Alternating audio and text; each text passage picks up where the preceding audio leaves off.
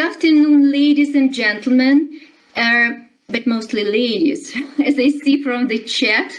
Sorry, Vladimir, we are all ladies here.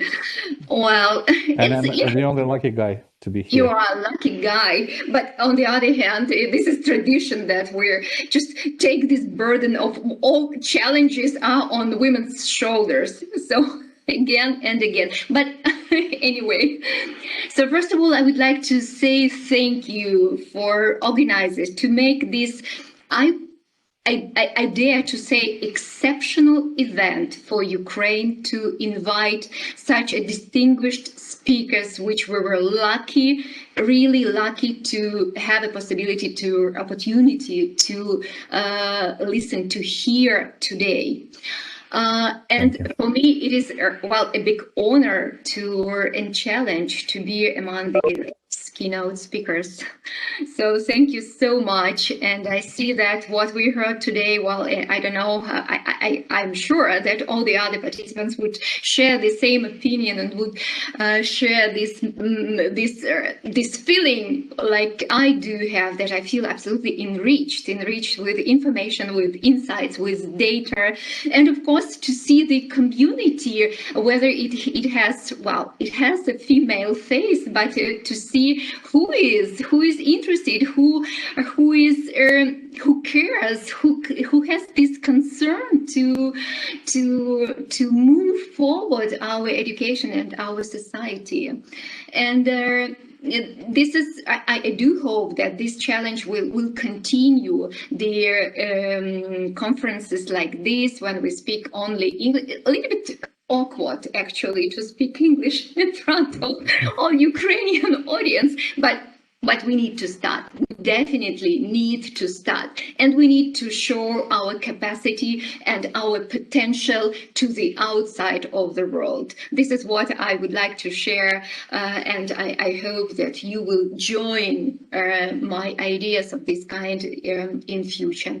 I asked Vladimir to mention all my titles, because in my presentation I will refer to the cases which as for me, clearly show how their education, how particular higher education institution could contribute to this societal transformation. Most of my slides were actually addressed to international audience, but I decided at the lunch break, I decided didn't change anything and to show you what I prepared. Okay, so I am from Donetsk State University of Management, which is right now located in Mariupol.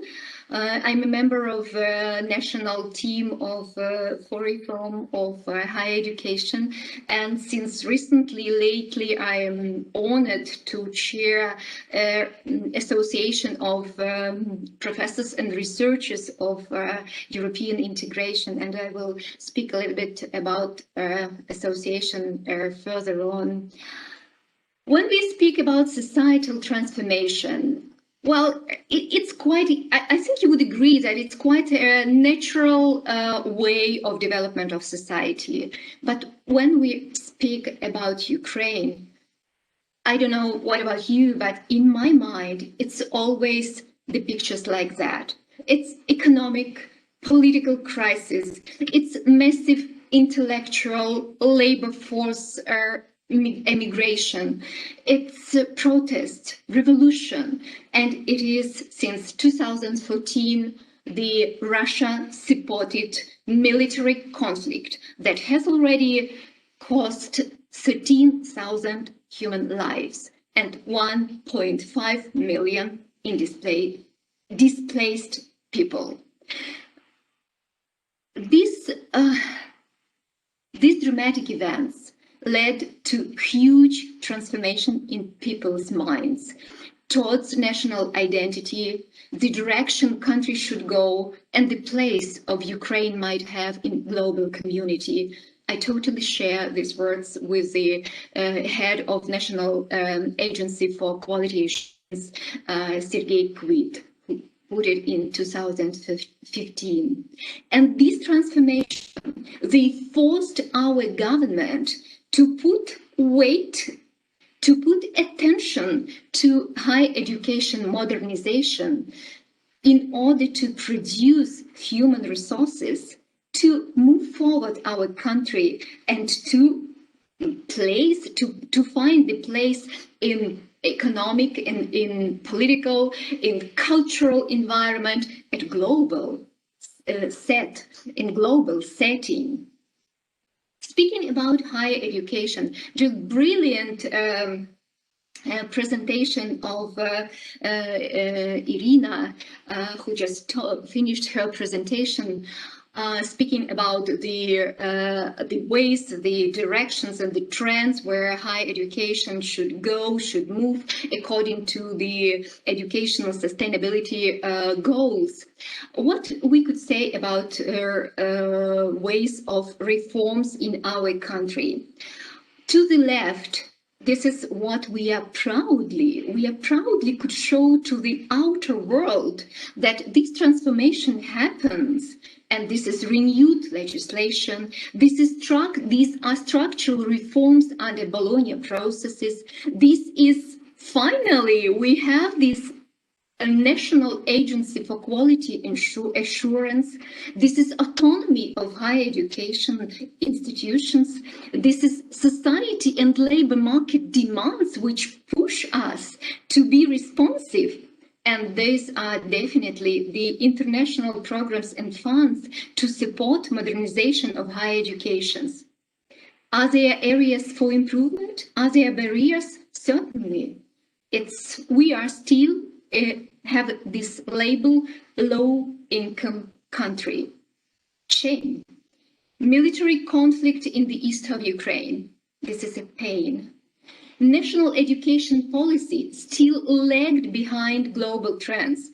And me personally, I think they lagged behind local needs. Quality of education. This is a huge area where we need to contribute a huge effort, all of us. Low level of cooperation between government, education and employers. Well, the next slide shows that our employers, they also follow the trends and they eagerly respond to and participate in the surveys. What kind of graduates you would like to have, gentlemen? And ladies and gentlemen, correctly to put it. And if we see this graduate skills wish list, we see absolutely European and international trends. Critical thinking, perfect. Flexibility of thinking, communication skill, innovation skills, creativity, analytical skills, skills to prioritize. Who wouldn't like it to have such an employer? Responsibility, ability to learn fast, skills to multitasking. That's perfect. This is only the problem is, dear business leaders, dear employers, just get closer, turn your efforts back to the higher education system and contribute to make it possible to help us producing the graduates with critical thinking. And you see the list.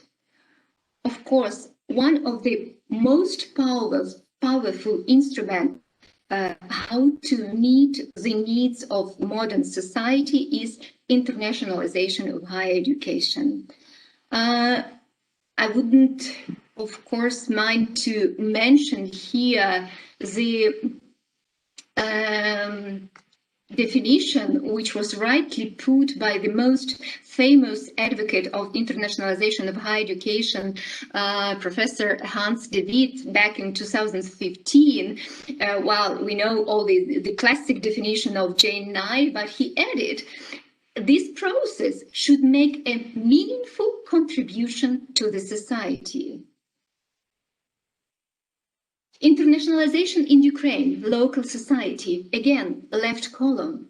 This is the area of pride.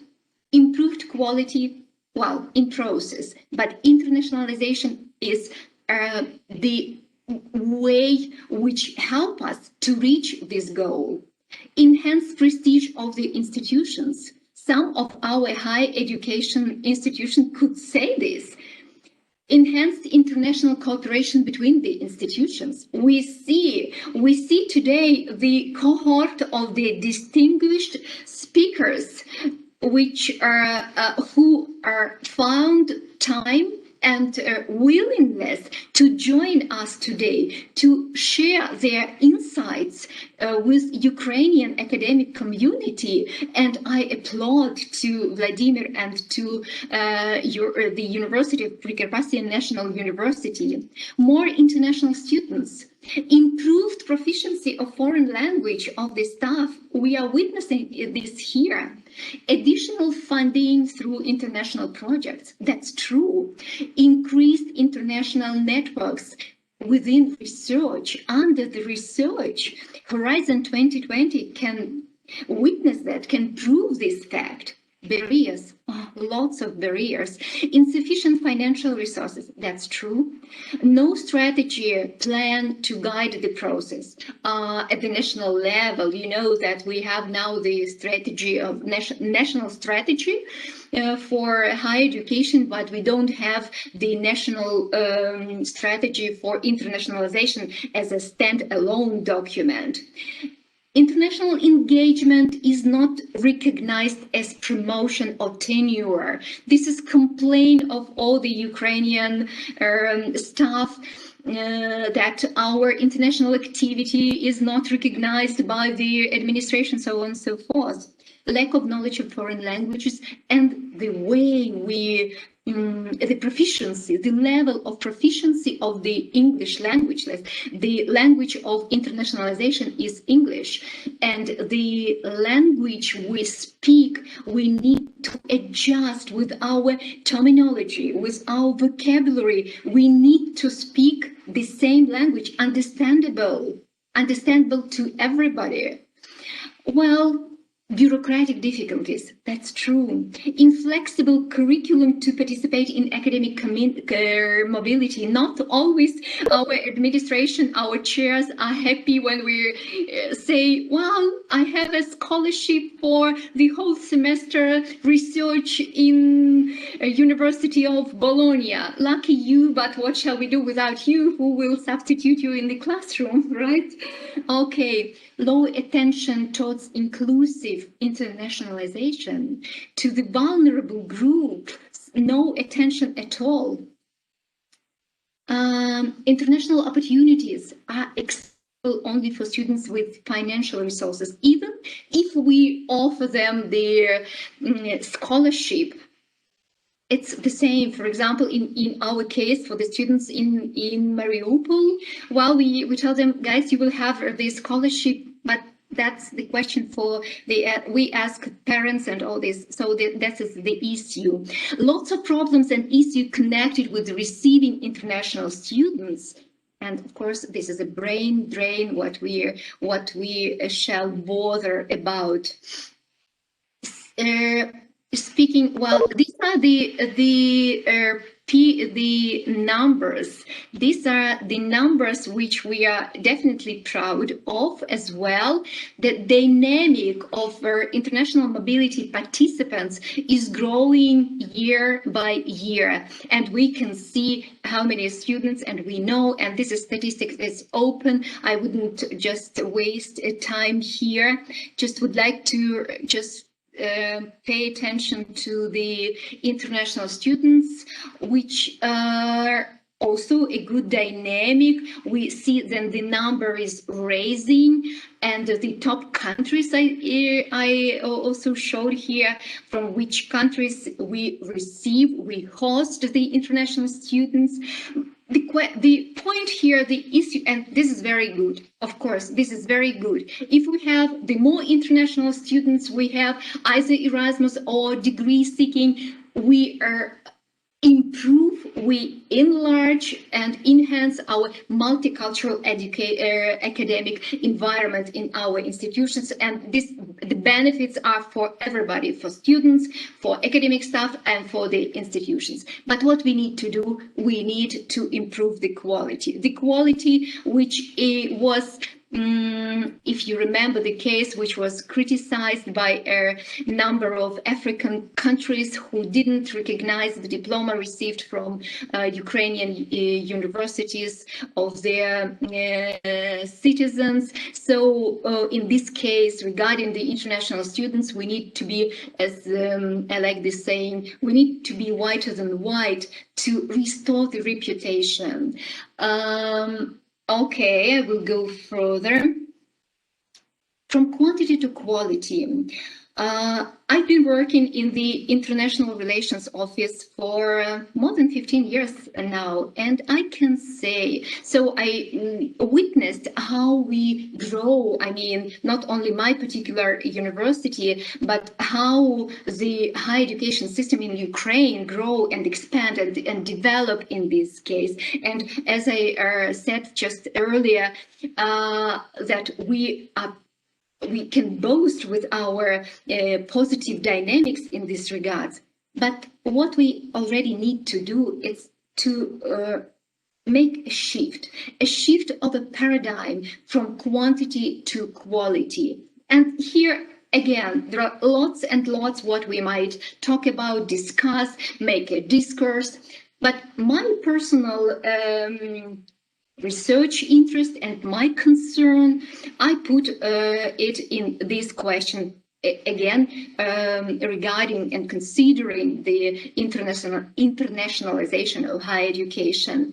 Does this process meet contemporary challenges, intercultural awareness, global citizenship?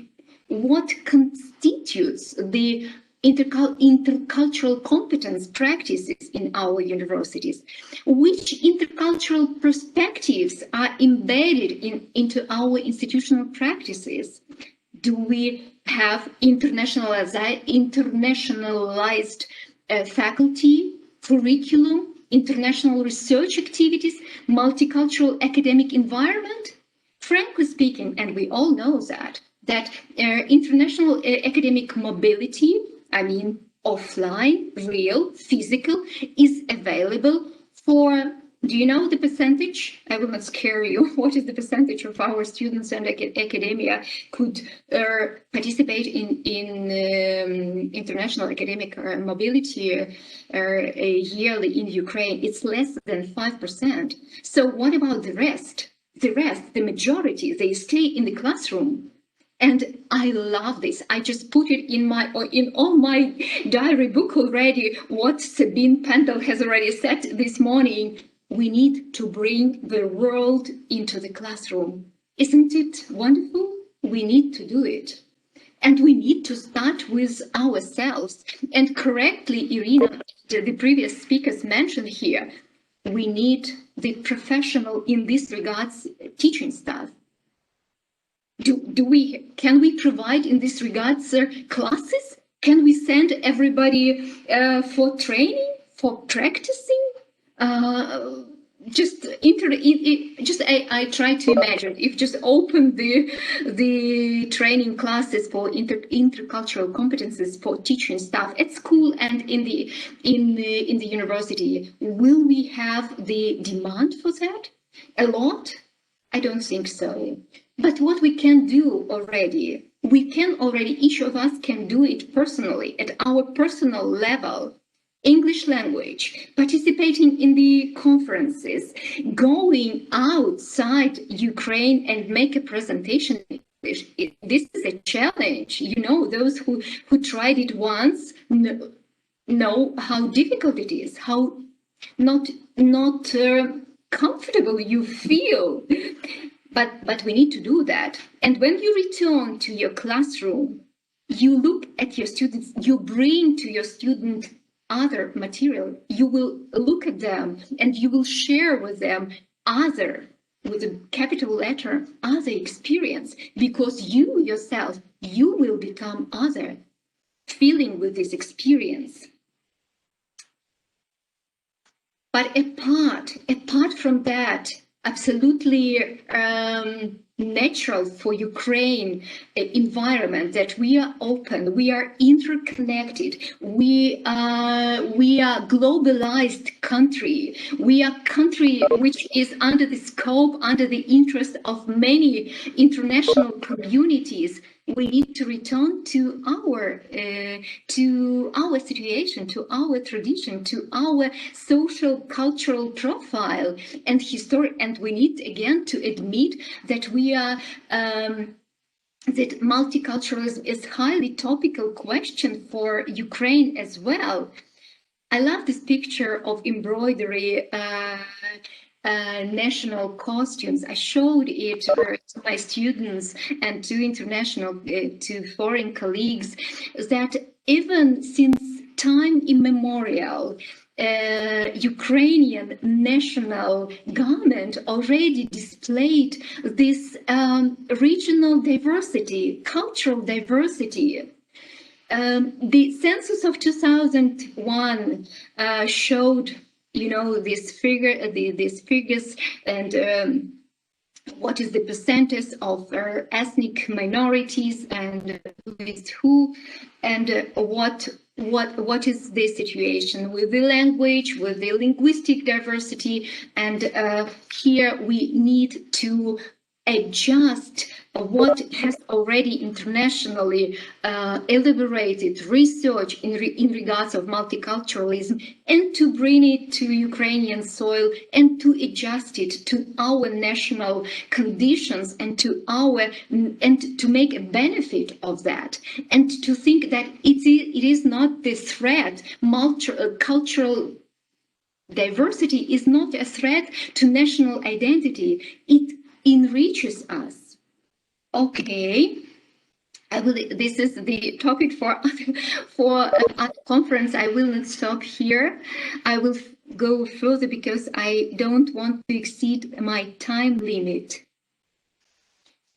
When we speak about intercultural or multicultural education, I couldn't help but cite for you the guru of multicultural education, James Bank, who said that multicultural education in a diverse society is a survival. This is a question of survival. We have to learn how to live together, to learn how to get along with diversity in order to create a civic community. So I think ultimately multicultural education can help us to survive. I think it's very, very important saying for Ukrainian community. I couldn't say that intercultural education in Ukraine is out of focus. No, there are just quite a number of steps and efforts has been already done to that. Not saying that in 2001, Soros Renaissance Foundation financially invested for the research of how to the multicultural education in Ukraine. So the attention at national policy is already raised to the point. There is the academic discourse has already started for research, conferences, roundtables, engaging policymakers and NGOs. The study programs in pedagogical institutions, yes, that's true. Study courses incorporated in curricula at international relations, international business, EU and European studies, that's true. Training program of the international companies located in Ukraine also provided teaching and training of intercultural issues, actually how to deal with Ukrainians, how to do business in Ukraine, but it's also important. NGOs tackling the issues of cultural diversity in Ukraine, international projects under Tempus, Erasmus+, Jean Monnet program, which were focusing on intercultural education in Ukraine.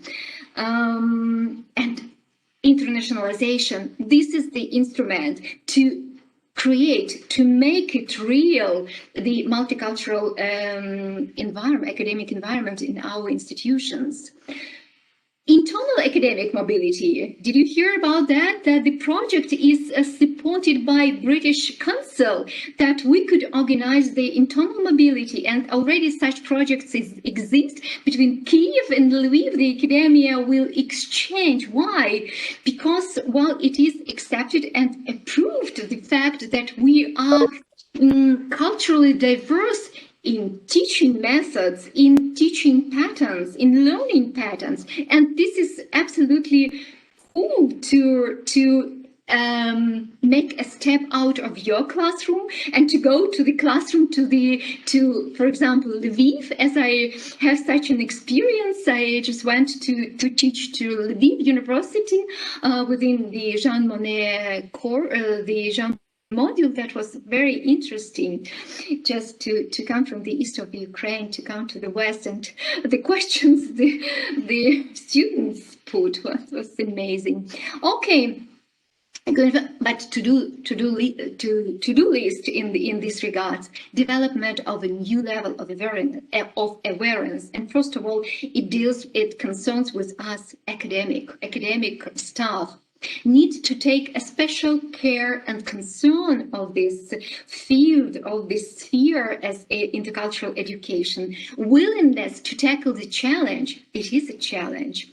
It is critical to have a critical mass of professionals who would deliver this subject and this issue to the classrooms. And appraisal the changes which already occurred in our community, even in academic community. And we okay, I will go further not to lose any time for what I would like to say. Okay, the next slide is dedicated to COVID. Of course, I couldn't omit it to say, but here I don't want to revise, to repeat to all of you, which you yourself well known about the efforts which higher education system in Ukraine had to tackle because of the COVID and because of the already hardships and problems and transformation which higher education system has gone on through years. But I would like to draw attention draw your attention to this point. What higher education community offered to the society, to the wider public? Ukrainian National Education Platform Prometheus and medical platform Engineers in March 2020 launched the courses on COVID-19 updates, treatments, and lectures of international speakers, experts in this field. Students of the Ukrainian Leadership Academy have launched an online project called Dobrodvizh, aimed to encourage young people to volunteer and support those need. A virtual volunteering expanding, Wikipedia text translating, digitalization of documents and declaration, Google Maps assistance, OpenStreetMap. These are the projects which were offered to wider community on behalf of the higher education institutions, on behalf of the educators, scholars, and students. Many business and consulting companies released their own educational content, which were initially used to cost a fortune to wider public free of charge. I know the cases of some universities who opened and established the offices of psychological assistance for those for whom social distance was a trouble, was not an easy time. So this is, of course, the example, the samples how we can not only survive as a higher education institution, but we can contribute to the needs of society. Speaking about the internationalization of higher education, COVID, of course, that under this the pandemic, it's a drama, it's a pain and loss and death, but this is also the time of opportunities. And for such an academic community as Ukrainian academic community, because of the opportunities to participate in the conferences like this, to have the opportunity to chat with the distinguished speakers, and which is even more important, to show yourselves, to open Ukraine to the outside world, to share your ideas to the academic community of the wider world, of the international community. And we need to think really to think how to make this sufficient input in the sense how to make our universities and institutions be useful for every university. It doesn't matter in which area it's located, in rural, so no one student should be left behind. Okay, going further. Okay. Well, when speaking about the particular cases, I would love to share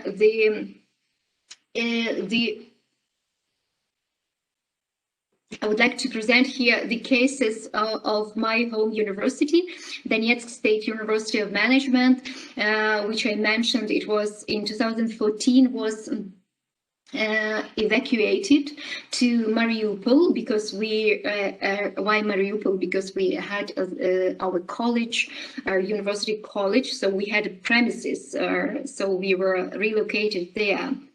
And Mariupol, if I just say to, I see if any international participants are present here. Mariupol, this is a city, very industrial, polluted due to heavy industry and sea. So this is not the hot place, top place to live in Ukraine. So the young people mostly prefer to leave Mariupol for better places for university studies. And in Mariupol already the few higher education institutions. So when we were relocated, they considered us as rival. Well, correctly, frankly speaking, because because in sense of applicants, we became the rival. We just intensified the competition. At that time, we had two projects. So I would like to show how international activity, how internationalization can work, can make benefits both for institutions, which is in need, and to local community. So at that time, we were absolutely happy having two wonderful, absolutely amazing campus projects. One was a Center for Third Education, and the other was Education for Leadership, Intelligence, and Talent Encouraging. But for our case, that was for public servants. So we offered, we suggested, we knocked at the door of a local administration saying, you know, we can offer to local community the University of for people who are retired, who desperately need socializing, who because of the situation lost are left alone, without relatives, without family. So we offer that. Could you please join our efforts? Could you help us to make a promotion of such a University for Third Education? And it worked. And it worked. So as you see at the picture, we have now the people who are retired, who somehow feel alone, and I don't go further to that, but thanks to our Center for providing the education service, we kind of united them. We offer them active social activity. The other project was, as I say, it was for leadership development and leadership development for public servants. So at that time, we possessed the software designed for testing leadership qualities of public servants. And again, we knocked at the door, local administration saying, do you want to test your employees, your public servants on quality on leadership qualities? Of course they have, of course they wanted, because at that time they transformed have this rotation procedure within the local administration office. They wanted, and again it worked. So the next project, which was again launched with the help of the European Commission, the Assistance for Displaced University in Ukraine, and we decided to restore but actually to build from scratch the education space, but not only for students, but also for the community. So local administration, they gave us a little bit remote district where we are to build the real building. This is the first task, and to make this educational space for education community in Mariupol and region, and for the local community. So there will be open trainings, there will be career development centers, and this and that. In 2019, we opened the new master program, Mediation and Conflict Resolution, as post-diploma education master degree program with cooperation with British Council. So what I wanted to show that in Ukraine, we do have a potential to modernize, to improve, and to enhance our education facilities and education service, and to serve the needs of local community. I'm reaching the academic and civil society sector. This is also the area which I'm involved a lot lately. Since 2015, I've been honored to chair the Ukrainian Association of Professors and Researchers of European Integration. And I kindly invite you to visit our website and to see how to see how this model can work, this cooperation of academic and civil society. So the idea was, first of all, to bridge the gaps, of course, of academia, because in 2015 already there were lots and lots of projects and interest towards European studies in Ukraine, but these activities, to my perception, was a little bit fragmented and not visible. So we tried to make it visible. But the other idea was to connect, to invite and engage the civil society, which, as we all know, has become real, active and dynamically developed through these dramatic changes in our country. And what we have now, this is absolutely amazing. I repeat this word again and again: cooperation between academia and policymakers and civil society sector. And we are on the way to reach our goal, to make our efforts visible. Of academic community, I mean, looking ahead, what we have ahead, lots of work as always. We need, my perception, as we need this stand-alone document of national strategy of internationalization, which will include all these trends, international and global, and to connect it to our national environment, to the Ukrainian soil. We need to find and to benchmark, to learn, to study how to connect with business, how to make them to reinvest, to invest back to our education system, and to help us to train the graduates with the skills that they want to have. We need to make these counter actions against the brain drain. We need to highlight the importance of intercultural dimension of internationalization. We need to develop and enhance distance learning, and again, just not to leave any institution, any student behind. We need to consider the ways how our higher education institutions can help societies to achieve the sustainable development goals, and what is the responsibility of the leadership, of the academic staff, of the students to reach these goals. And this is probably it. And the key priorities were mentioned in Rome ministerial communique. Again, due to COVID, due to pandemic, we were all